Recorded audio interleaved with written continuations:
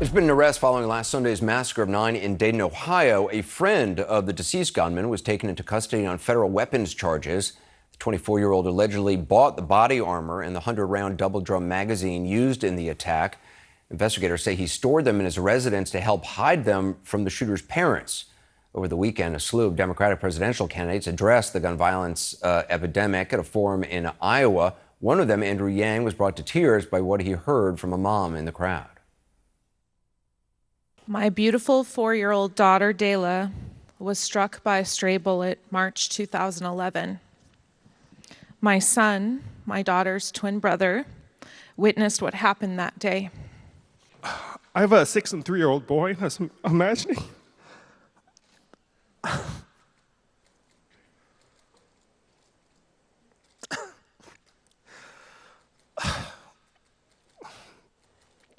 I was imagining it was one of them that got shot, and the other saw it. I'm so sorry.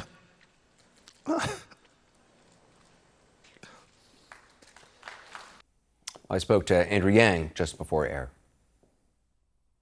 We just played that emotional moment from this weekend in Iowa. Are you surprised, given all the attention right now on the issue of background checks and guns, that Mitch McConnell is not, willing to bring folks back to actually address this, or even clear on what moves he would support, if any?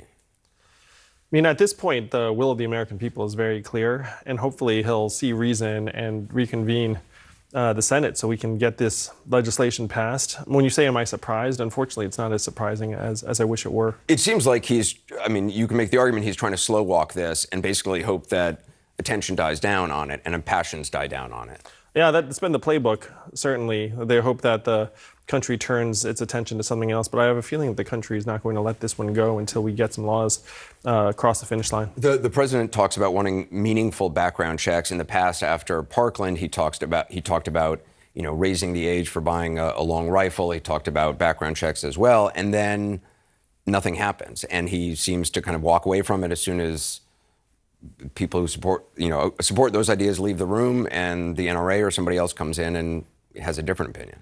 Yeah, we're kind of accustomed to an erratic level of commitment and decision-making out of the White House, unfortunately. I think we have an historic opportunity right now, not only because the American people are so outraged and eager for real action, but also the NRA is kind of a mess right now. The NRA is in disarray, and I think that their ability to counter the will of the American people is somewhat diminished right now. So we have to take advantage of this opportunity. There's still, it's easy to overstate the problems within the NRA, and they still have a lot of money. They're still very powerful. Yeah, of course. But do you worry about that, about their influence in politics? Do you think they still carry tremendous weight? Well, the times are changing, but the stranglehold the NRA has had on gun legislation is a sign of a larger problem, which is that our politics have been overrun by lobbyists, been overrun by corporate money and other funders. So one of my flagship proposals is to give every American $100 every year that we can only give to candidates and campaigns, which would wash out lobbyist cash by a factor of 8 to 1. So that would be, you would give every American $100 every year to donate to a campaign. Just democracy dollars. You use it or lose it. You can only use these dollars to contribute to a candidate or campaign, and if you don't use them, they disappear, and you get. So would there still be lobbyist money allowed? You can't stop that, can you? So that's the trick here, Anderson, is that the NRA has their tens of millions of dollars. They have legislators locked up. And so the legislators feel like it's in their self-preservation to listen to the NRA and not the will of the American people. Money talks in this country, and it's very hard to push lobbyist money out of politics entirely. So what we do is we wash it out with a flood of people-powered money, where if you're a legislator and the NRA says, hey, I've got $500,000 for you to run against you, and then your people say, look, who cares about their $500,000? I've got $5 million because there are 50,000 of us giving you $100 each. Then we can actually turn and align the legislators' self-interest with the will of the people. What do you support in terms of change on laws regarding firearms? I'm aligned with most all of the other Democratic candidates where we need universal background checks, we need red flag laws, we need to ban military-style assault weapons. Now, the question is, why are we not getting this done? And then the answer is the NRA and lobbyist cash and the fact that the legislative process is now disconnected with the will of the people. So we have to address that. Then we have to try and get the gun manufacturers' interest aligned also with the American people. We need to have a perpetual buyback of guns in this country because there are over 300 million firearms out there in private hands. Even if there's an assault weapons ban, I mean, that's one of the conclusions that they reached in 2004. I think the final report on the assault weapons ban was that it wasn't long enough to actually have a demonstrable effect on gun deaths because there are so many out there. Weapons still out there.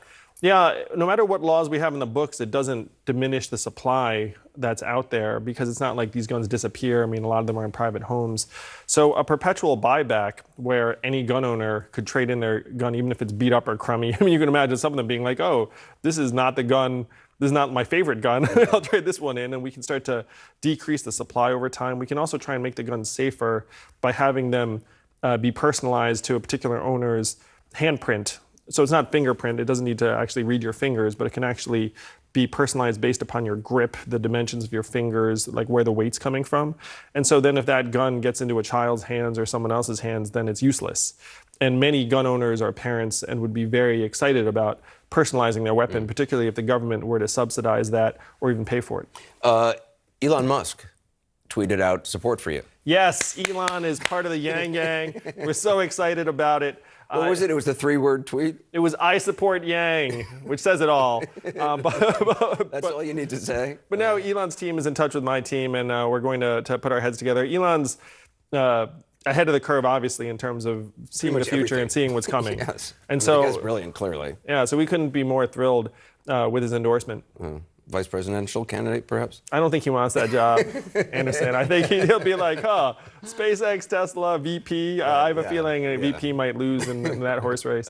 Andrew Yang, it's good to talk to you. Thank you. It's great seeing you. Thank you, Anderson. Appreciate it.